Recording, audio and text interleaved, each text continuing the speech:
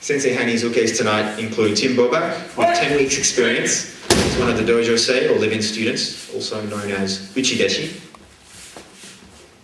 And Tim is taking uke for Sensei Hani at the moment.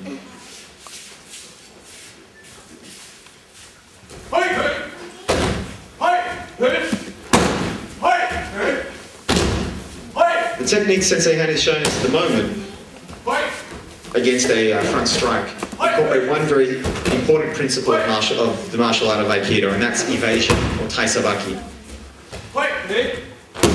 Whereas in the, say for instance, the martial sport of boxing, Western boxing, the idea is to try and dodge many punches, but at the same time you take a few. In Aikido, the idea is to try and avoid as many as you can, but realistically there should be one that you avoid, and then you can counter with one technique. And if all goes according to plan, hopefully, that one technique will be enough to resolve the situation. I should actually correct myself when I say going according to plan. Some of the demonstrations you'll see tonight are choreographed from start to finish.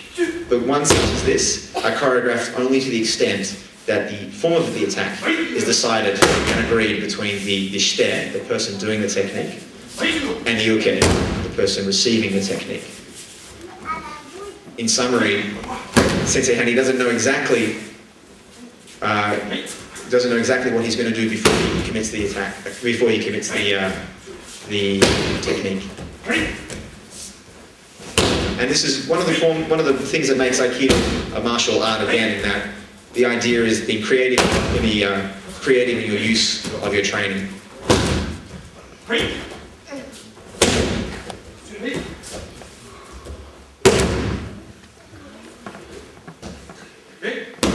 Some very strong throws and some very hard falls there.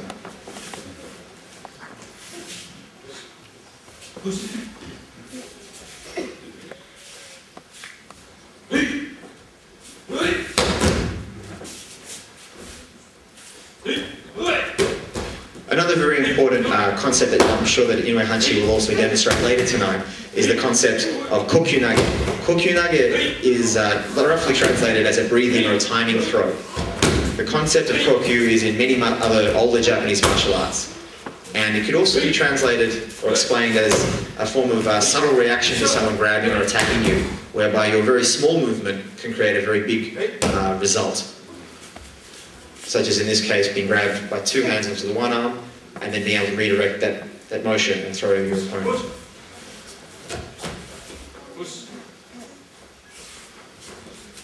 And here's yet another demonstration of this principle.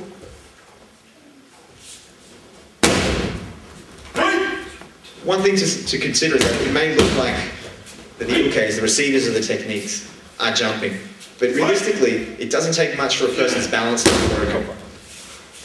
When you think about it, the human body has a lot of weight in the top heavy, the head, the upper body carries a lot of weight on top of the hips.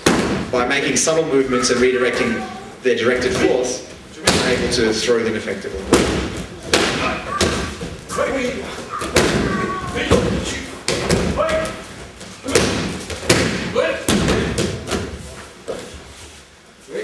And that was tonight's first demonstration of Sannin-dori, or three-man attack, which is exponentially more difficult than two-man attack, simply because it's very easy to have everyone lined up behind you attacking you. Thank you very much to Sensei Isaac.